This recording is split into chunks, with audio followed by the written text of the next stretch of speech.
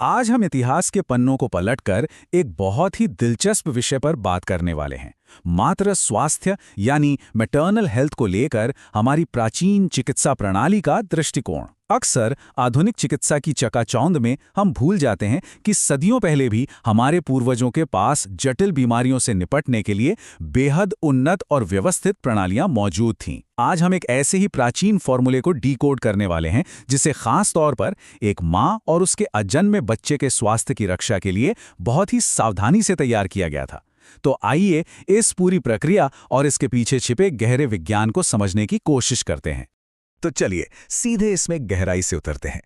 हिंगुलम नागवंगो च त्रिजातम च कटुत्रयम भेषज रत्नावली नामक एक बेहद प्रतिष्ठित आयुर्वेदिक ग्रंथ से लिया गया ये श्लोक सिर्फ कोई साधारण कविता नहीं है, बिल्कुल नहीं। ये वास्तव में एक बहुत ही सटीक मेडिकल प्रिस्क्रिप्शन है। संस्कृत में लिखा गया ये मूल श्लोक हमें उस रहस्य और ऐतिहासिक सम्मान का एहसास कराता है जिसके साथ सदियों पहले चिकित्सा की जाती थी। और यही श्लोक उस फॉर्मूले का आधार है जिसके बारे में आज हम बात कर रहे हैं। जब हम इस प्राचीन तकनीकी शब्द को डिकोड करते हैं तो इसके पीछे छिपा एक बहुत ही मानवीय और देखभाल करने वाला उद्देश्य सामने आता है। गर्भपाल, इसका शाब्दिक अर्थ ही है गर्भ का रक्षक। ऐतिहासिक रूप से देखें तो इस औषधि का मुख्य उद्देश्य गर्भिणी रोग यानी गर्भावस्था के दौरान होने वाली जटिलताओं को रोकना और उनका इलाज करना था। ये बात हमें साफ तौर पर दिखाती है कि ये प्राचीन चिकित्सा पद्धति केवल रसायनों या जड़ी बूटियों को मिलाने तक सीमित नहीं थी, बल्कि ये जीवन के सबसे नाजुक चरण की सुरक्षा सुनिश्चित करने के एक बहुत ही गहरे मानवीय संकल्प पर आधारित थी। भाग 1, मिश्रण की संरचना। आइए देखते हैं कि इस प्राचीन फॉर्मूले को बनाने के लिए किन सटीक घटकों की आवश्यकता होती है। 15, जी हाँ 15, ये वो सटीक संख्या है जितनी सामग्रियों की आवश्यकता इस जटिल फॉर्मूले को बनाने के लिए होती है। ये कोई साधारण घरेलू नुस्खा नहीं है कि बस 2-4 चीजें मिलाई और हो गया, बिल्कुल नहीं। इतने सारे घटकों को एक साथ लाना एक बहुत ही जटिल और सटीक सूत्रीकरण की मांग करता है। इसमें विभिन्न प्रकार के खनिज और जड़ी बूटियां शामिल हैं जिन्हें एकदम निश्चित अनुपात में मिलाया जाना चाहिए। अब यहाँ जो सबसे दिलचस्प बात है वो ये है कि पहले कॉलम में मौजूद सभी 14 सामग्रियों का वजन बिल्कुल एक समान है। हर एक घटक एक कर्ष यानी ठीक 12 ग्राम लिया जाता है, चाहे वो शुद्ध हिंगुल हो, नागभस्म हो या फिर तेजपत्र और पिपली जैसी जड़ी बूटियां, सब कुछ एकदम बराबर। लेकिन जैसे ही हमारी नज़र दूसरे कॉलम पर जाती है, वहाँ संरचनात्मक रूप से एक बहुत ही स्पष्ट अपवाद यानी एक आउटलायर दिखाई देता है। और ये अपवाद है लोह भस्म। जहां बाकी सभी 14 सामग्रियां 12 ग्राम की मात्रा में हैं, वहीं ये इकलौता घटक है जिसे ठीक आधा कर्ष यानी सिर्फ 6 ग्राम की मात्रा में उपयोग करने का स्पष्ट निर्देश दिया गया है। ये प्राचीन मापन की कठोर सटीकता को दर्शाता है। ये कोई संयोग नहीं है, ये हमें बताता है कि इस ऐतिहासिक अनुशासन में किस तरह की गहरी चिकित्सा सटीकता की उम्मीद की जाती थी। सोचिए, एक भी ग्राम ऊपर या नीचे होने से पूरी औषधि का असर बदल सकता है। भाग 2, परिवर्तन की प्रक्रिया। अब इस कच्चे माल से सक्रिय औषधि बनने तक के सफर पर नजर डालते हैं। परिवर्तन की इस यात्रा में सबसे पहला भौतिक कदम खल्व यंत्र नामक इस पारंपरिक उपकरण से शुरू होता है। यह आधुनिक मोर्टार और मूसल के समान दिखता है।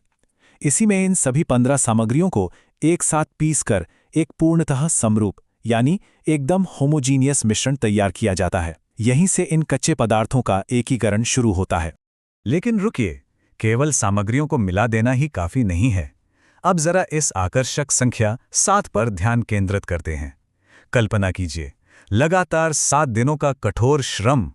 ये एक ऐसा सूक्ष्म चक्र है जो इस मिश्रण के रासायनिक गुणों को पूरी तरह से बदल कर रख देता है। इस पूरी प्रक्रिया के चरण एकदम सटीक हैं। सबसे पहले सामग्रियों को एक साफ खल्वयंत्र में रखा जाता है। इसके बाद दूसरा और सबसे महत्वपूर्ण कदम आता है। अपराजिता स्वरस नामक एक विशिष्ट तरल पौधे के रस के साथ पूरे 7 दिनों तक मिश्रण का मर्दन या ट्रिट्यूरेशन करना। पूरे 7 दिनों की इस लगातार मेहनत के बाद इस तैयार मिश्रण से ठीक 1 रत्ती यानी 125 मिलीग्राम की छोटी छोटी गोलियां बनाई जाती हैं। अंत में इन्हें छाया में सुखाकर एक एयरटाइट कांच के बर्तन में सुरक्षित रख लिया जाता है। इस पूरी कठोर प्रक्रिया के बाद जो औषधि तैयार होती है, प्राचीन ग्रंथ उसका बहुत ही स्पष्ट संवेदी वर्णन करते हैं। अगर हम उस तैयार गोली को देखें तो उसका रंग हल्का लाल होगा। इसका स्वाद, जिसे आयुर्वेद में रस कहा जाता है, वो कटु और तिक्त यानी तीखा और कड़वा होगा, और इसकी सुगंध में एक विशेष आयन गंध होगी। ये छोटी छोटी डिटेल्स इस प्राचीन पाठ को इतना जीवंत और वास्तविक बना देती हैं कि ऐसा लगता है मानो वो औषधि बिल्कुल हमारे सामने ही रखी हो। आइए आगे बढ़ते हैं और देखते हैं कि ये सब कैसे एक साथ जुड़ता है। भाग 3, उपयोग और प्रशासन। यहाँ यह संख्या 9 गर्भावस्था के उन महत्वपूर्ण 9 महीनों को उजागर करती है। यह केवल एक समय सीमा नहीं है, बल्कि एक माँ और उसके बच्चे के लिए एक पूरी यात्रा है। इस औषधि का प्रशासन चक्र इन्हीं 9 महीनों के इर्द गिर्द घूमता है, ताकि यह सुनिश्चित किया जा सके कि सुरक्षा का यह आवरण पूरी गर्भावस्था के दौरान बना रहे। चिकित्सक इस दवा को बहुत ही विशिष्ट तरीके से निर्धारित करते हैं। गर्भावस्था के पहले महीने से लेकर 9वें महीने तक 125 मिलीग्राम की एक गोली दिन में 1 या 2 बार दी जाती है। लेकिन सबसे दिलचस्प बात इसका अनुपान, यानी वह तरल पदार्थ है जिसके साथ इसे लिया जाता है। आयुर्वेद में अनुपान एक महत्वपूर्ण डिलीवरी सिस्टम की तरह काम करता है। इस दवा को हमेशा द्राक्षाक्वाथ यानी मुनक्के या अंगूर के काढ़े के साथ लिया जाता है, जो शरीर में दवा के अवशोषण और उसके प्रभाव को एकदम सही तरीके से संतुलित और निर्देशित करने में मदद करता है। तो यहाँ सबसे महत्वपूर्ण बात यह है कि इस पूरी प्रक्रिया का अंतिम चिकित्सीय परिणाम क्या है। मूल ग्रंथ दावा करता है कि यह एक संपूर्ण और समग्र देखभाल प्रदान करता है। यह गर्भावस्था की सभी जटिलताओं यानी गर्भिणी रोगों को ठीक करता है, भ्रूण की रक्षा करता है और सबसे बढ़कर बच्चे का उचित और पूर्ण विकास सुनिश्चित करता है। यह सचमुच एक ढाल की तरह काम करता है। और ये बहुत ही शानदार तरीके से दर्शाता है कि कैसे ये सभी तत्व एक साथ मिलकर काम करते हैं। 15 सटीक सामग्रियां, 7 दिन का कठोर मर्दन, विशिष्ट द्राक्षाक्वाथ के साथ 9 महीने का प्रशासन और अंततः एक माँ और बच्चे की पूर्ण सुरक्षा। इन सभी चीजों के सफलतापूर्वक पूरा होने पर ही ये बिल्कुल स्पष्ट हो जाता है कि क्यों इस औषधि को इतने सम्मान के साथ उसका ये नाम दिया गया, गर्भपाल रस यानी गर्भ का सच्चा रक्षक। इस शानदार विश्लेषण के अंत में ये पूरा विषय हमें एक गहरे सवाल के साथ छोड़ जाता है। अगर मात्र स्वास्थ्य के लिए गर्भपाल रस जैसी इतनी सटीक वैज्ञानिक और व्यवस्थित प्रणाली सदियों से मौजूद थी, तो हमारे इन प्राचीन ग्रंथों के पन्नों में स्वास्थ्य के ऐसे और कितने प्राचीन रक्षक छिपे होंगे जो समझे जाने की प्रतीक्षा कर रहे हैं। ऐसे कितने फॉर्मूले हैं जो आज के आधुनिक विज्ञान की रोशनी में सामने आने का इंतजार कर रहे हैं।